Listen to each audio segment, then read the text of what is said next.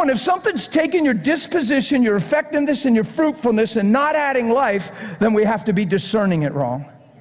If Jesus came to give me life and life more abundantly, then how can a circumstance trump that unless I don't realize that?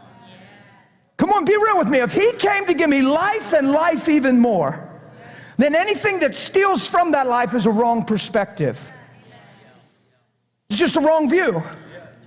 So if God can change my eye, which the lamp of the body is that means your perspective, if God can make it single. That's why I say the same thing over and over. It's not because I don't have anything else to say, it's because there's nothing else to say.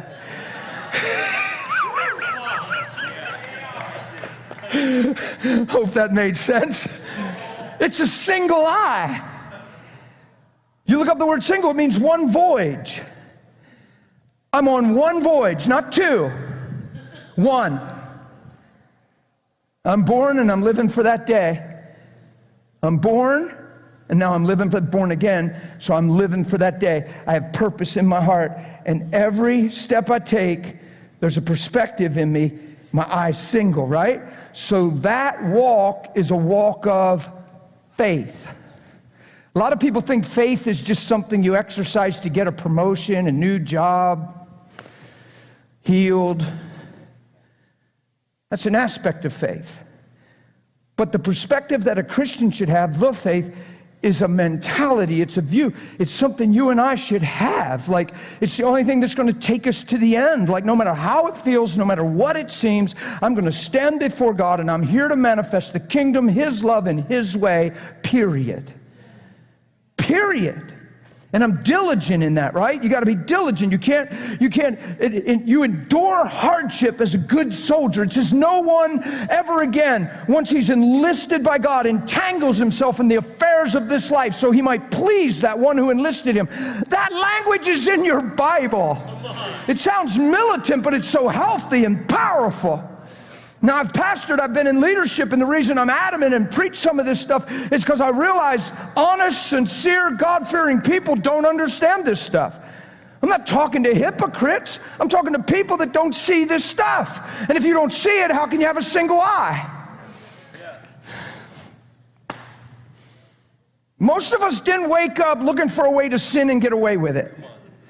I know that happens, but most of us in this room didn't come to a Friday night service, especially if you have any inkling of what I preach, to come and listen to me if you're just sinning trying to get away with it. That's really not in the room like people think. I'm not talking to hypocrites. I'm talking to His children. I'm talking to people that are seeking God.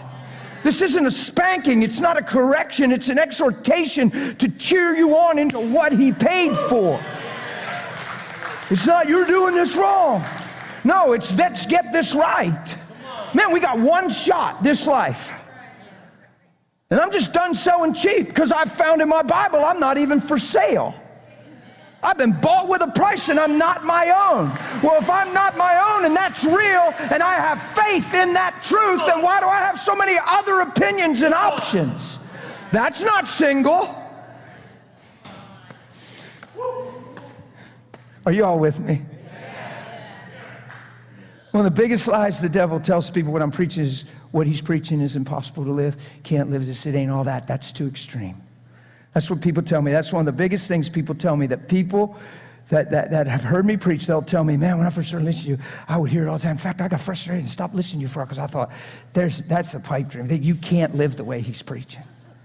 Well, the devil would love you to believe that if what I'm preaching is single. Because now you're a wide view lens. You're multiple optional. All of a sudden you got this big old optic. This, yeah, but, well, you know, well, it's because, well, maybe, and then, yeah, well,